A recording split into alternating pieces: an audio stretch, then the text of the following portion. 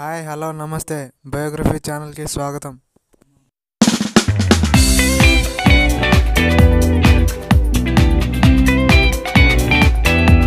ఈ వీడియోలో తమ హక్కుల కోసం పోరాడినటువంటి నెల్సన్ మండేలా గురించి తెలుసుకుందాం.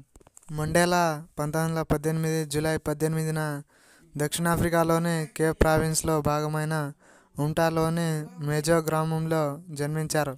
అతను న్యాయవాదిగా యూనివర్సిటీ ఆఫ్ ఫోర్ట్ హేర్ మరియు యూనివర్సిటీ ఆఫ్ విట్వాటర్లాండ్లో న్యాయశాస్త్రాన్ని అభ్యసించాడు. అతను వలసవాద వ్యతిరేక మరియు ఆఫ్రికన్ జాతీయవాద రాజకీయాల్లో పాల్గొన్నాడు. 1943లో ఏఎన్సీలో చేరాడు. 1944లో దాని యూత్ లీగ్ను స్థాపన చేశాడు. నేషనల్ పార్టీ యొక్క శ్వేత జాతీయులు మాత్రమే ప్రభుత్వం వర్ణ వివక్షను స్థాపించిన తర్వాత శ్వేత జాతీయులకు ప్రత్యేక హక్కు కల్పించే జాతి విభజన వ్యవస్థ. మండేలా ఏఎన్సీ యొక్క ట్రాన్స్వాల్ బ్రాంచ్కి అధ్యక్షుడిగా నియమితుడయ్యాడు. 1952 డిఫెన్స్ క్యాంపెయిన్ మరియు 1955 కాంగ్రెస్ ఆఫ్ ది పీపుల్లో అతని ప్రమేయం కారణంగా ప్రాముఖ్యతను సంతరించుకుంది. అతను దేశద్రోహ కార్యకలాపాలు చేసినట్లు అరెస్టు అయ్యాడు. 1956 దేశద్రోహ విచారణలో విడుదలయ్యాడు. అతను రహస్యంగా నిషేధించబడిన దక్షిణాఫ్రికా కమ్యూనిస్ట్ పార్టీలో చేరాడు. ప్రారంభంలో అహింసా నిరసనకు కట్టుబడి ఉన్నప్పటికీ ఎస్ఏసిపితో కలిసి అతను షార్ప్ విల్లే ఊచకోత తర్వాత 1961లో మిలిటెంట్ అమ్ఖోంటో వి సిజ్వే స్థాపించాడు. వర్ణ వివక్ష ప్రభుత్వానికి వ్యతిరేకంగా విధ్వంసక ప్రచారానికి నాయకత్వం వహించాడు. 1962లో మండేలా మళ్ళీ అరెస్టు అయ్యాడు.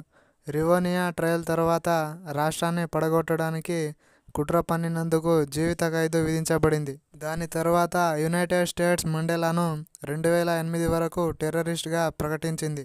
నెల్సన్ మండేలా 27 సంవత్సరాల జైలు శిక్ష అనుభవించాడు. పెరుగుతున్న దేశీయ మరియు అంతర్జాతీయ ఒత్తిడి మరియు జాతీయ అంతర్యుద్ధ భయాల మధ్య అధ్యక్షుడు ఎఫ్డబ్ల్యూ.డి. క్లర్క్ 1990లో అతన్ని విడుదల చేశారు. నెల్సన్ మండేలా మరియు డి క్లర్క్ వర్ణ వివక్షకు ముగింపు పలికే ప్రయత్నాలకు నాయకత్వం వహించారు. నెల్సన్ మండేలా రాజకీయాల్లో విజయం సాధించి అధ్యక్షుడయ్యాడు. కొత్త రాజ్యాంగాన్ని ప్రకటించిన విస్తృత సంకీర్ణ ప్రభుత్వానికి నాయకత్వం వహిస్తూ మండేలా దేశంలోని జాతి సమూహాల మధ్య సయోధ్యను నొక్కి చెప్పారు. మానవ హక్కుల ఉల్లంఘనలను పరిశోధించడానికి సత్యం మరియు సయోధ్య కమిషన్ను రూపొందించారు.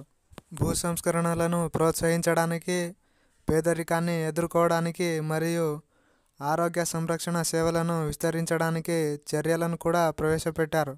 Nelson Mandela Pan Am flight bomb దాడి విచారణలో మధ్యవర్తిగా వ్యవహరించారు.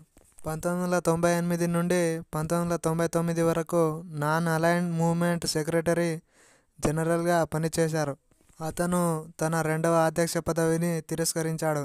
అతని డిప్యూటీ థాబో మొహక్ ఆ అధికారంలోకి వచ్చాడు. దాని తర్వాత నెల్సన్ మండేలా ఒక పెద్ద రాజనీతిజ్ఞుడు అయ్యాడు. చారిటబుల్ నెల్సన్ మండేలా ఫౌండేషన్ ద్వారా పేదరికం మరియు HIV/AIDS-ని ఎదుర్కోవడంపై దృష్టి సారించాడు. నెల్సన్ మండేలా నోబెల్ బహుమతితో సహా 250 కంటే ఎక్కువ గౌరవాలను అందుకున్నారు. అతను దక్షిణాఫ్రికాలో లోతైన గౌరవాన్ని కలిగి ఉన్నాడు. అక్కడ అతను తరచుగా తింబు మడిబాతో సూచించబడతాడు మరియు అతనిని జాతి తండ్రిగా కూడా గుర్తిస్తారు. నెల్సన్ మండేలా 5 డిసెంబర్ 2013న మరణించారు.